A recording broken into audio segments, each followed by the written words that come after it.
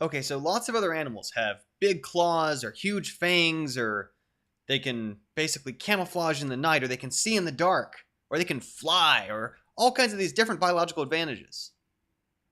And I remember thinking as a little kid that by comparison, we seemed kind of frail and weak. Maybe not so good by comparison. And obviously, yeah, we can talk. That's cool. But it really felt like we were missing some sort of key advantage out of the animals.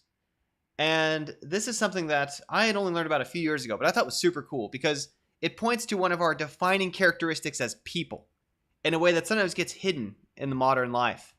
But since prehistoric times, one of the most basic ways that human beings would hunt, and disclaimer, I don't hunt, I don't condone hunting, I'm a vegan, but it's a thing that certainly goes on in the world and has gone on for 100,000 years of our existence. Let's not deny that. We can use it as an example.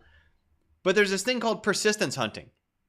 And what it speaks to is that our deepest trait defining us as an animal that can compete in the world before sophisticated language, before technology, before even guns, before ranged weapons, before bows and arrows, is our ability to stick with something until we've met our objective, our persistence.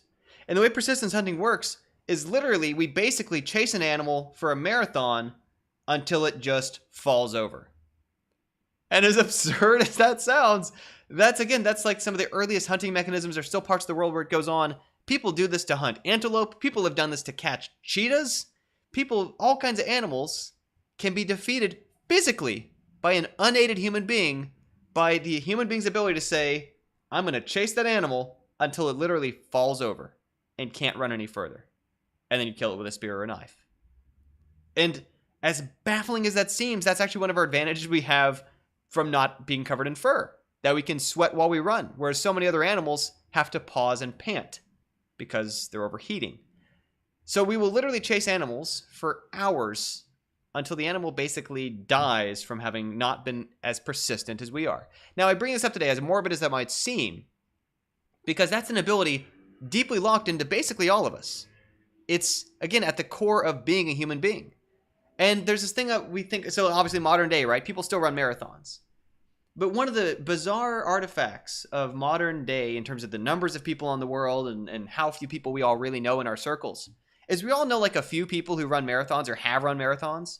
And it seems like a superhuman thing. It's like, wow, right? They put in the time, they train for it. That's amazing. I could never do that, right? We think that when we see that we've only know a few people who do it. But then if you actually look at footage of the race day or photos from the race day, and there are thousands upon thousands upon thousands of people in cities around the world every single year doing this. And it's not to downplay, like, yes, it's an incredible achievement, well done, good work for people who pull it off. But it's to say that anybody who makes up their mind and is physically able to train themselves incrementally to prepare themselves to do that, we're built for that.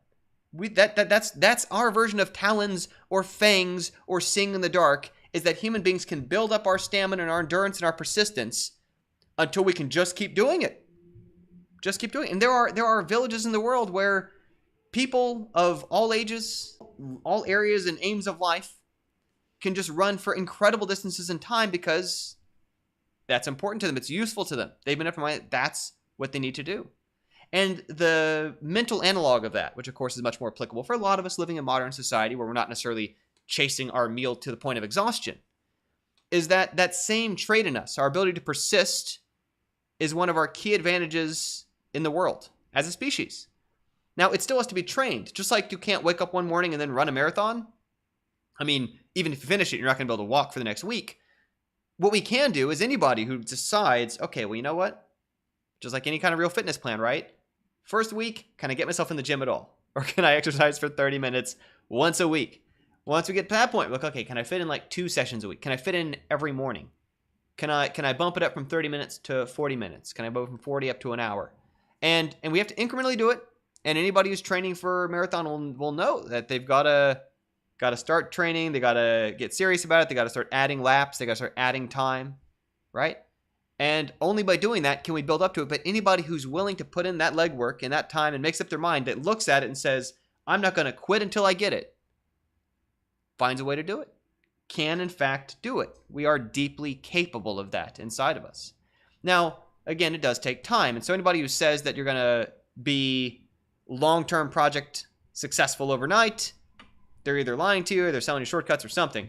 It takes time. But anybody who makes up their mind can do it. And that's a key trait we have in us to develop. And I just think that's cool to be able to realize that maybe we're not quite so frail. That we have that ability ingrained in our potential to develop, is our ability to persist, our endurance, our stamina, our ability to say, that's my goal, and I'm not going to quit until I've achieved my goal. Which obviously in game development is applicable in a million ways, whether it's a skill you need to develop, whether it's you want to take on a longer term project, whether it's that you decide, I'll tell you one of the higher stretch metrics you can use. Bing Gordon, one of EA's co-founders, many years ago, he taught some courses at USC. I don't know if he still does. But he mentioned one of the metrics he used for the students was like, can you get an A from the public? Can you get 100,000 downloads? Knowing that that's partly out of your control, right? But that it's a measure you can say, and you could make up your mind of, you know what? I'm going to keep making games until I make a game that gets 100,000 downloads. It's not out of the question. Totally doable.